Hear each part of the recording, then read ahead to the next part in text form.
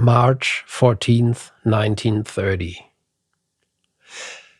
The silence that emanates from the sound of the falling rain spreads in a crescendo of gray monotony along the narrow street I'm gazing down at.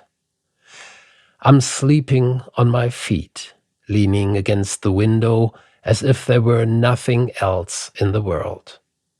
I search myself to find out what feelings I have before this unraveling fall of dark, luminous water standing out clearly against the grubby facades and, even more clearly, against the open windows. And I don't know what I feel. I don't know what I want to feel. I don't know what I think or what I am. Before my unfeeling eyes, the repressed bitterness of my whole life peels off the suit of natural joy it wears in the prolonged randomness of every day. I realize that I'm always sad, however happy or content I may often feel.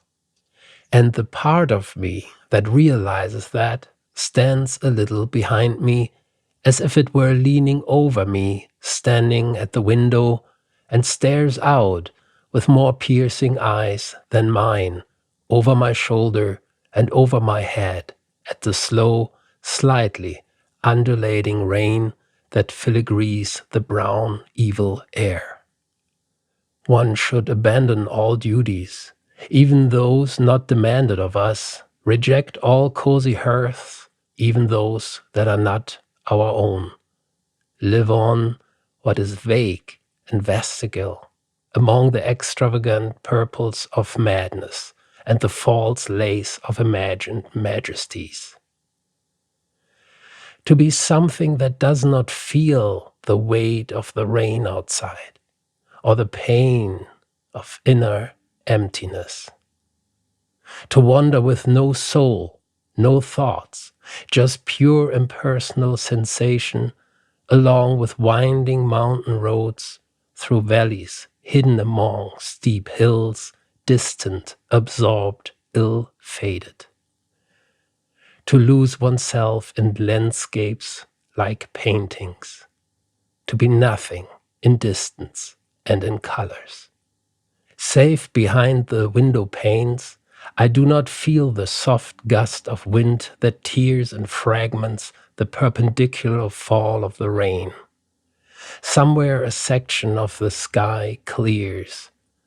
I know this because behind the half-cleaned window immediately opposite, I can just make out the calendar on the wall that I couldn't see before. I forget. I stop seeing, stop thinking. The rain stops, but lingers a moment longer in a cloud of tiny diamonds, like crumbs shaken off a great blue tablecloth somewhere up above. You can sense now that part of the sky is already blue. Through the window opposite, I can see the calendar more clearly now. It bears the face of a woman, and I recognize it is an advertisement for one of the more popular brands of toothpaste.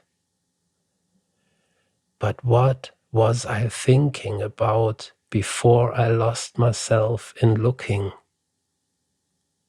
I don't know. The will, effort, life. From the spreading light, I can tell that the sky must be almost completely blue again.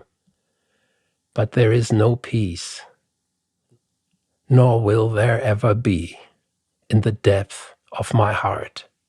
That old well at the far corner of the estate long since sold.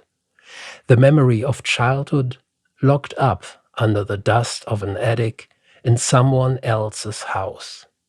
There is no peace and, alas for me, not even a desire to find it. How do you describe, review one of the greatest books, the Book of Disquiet by Fernando Pessoa. I decided to read you an excerpt, one of the many fragments of this factless autobiography, as Pessoa called it. Absolutely brilliantly translated by Margaret Jalcosta and published by New Directions. And by the way, I'm not getting paid for this, okay? The literary force of these short chapters let me only read 4 or 5 pages a day for many, many days now. A phenomenon until now unbeknownst to me.